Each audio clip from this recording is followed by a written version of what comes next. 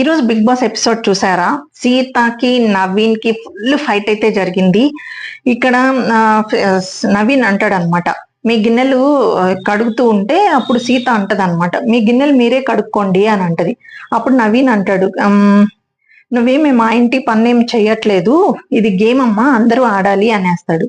సీత అంటది, అంటే మీరు పని చేయరా, మీ గిన్నెలు మేమెందుకు కడగాలి అని చెప్పేసి పెద్ద గొంతుతో అరుస్తుంది అనమాట. నవీన్ ఇది మా ఇల్లేం కాదు, నువ్వు మా ఇంటికి వచ్చి పని చేయట్లేదు, కొంచెమైనా దిమాక్ ఉందా అని అడుగుతాడు.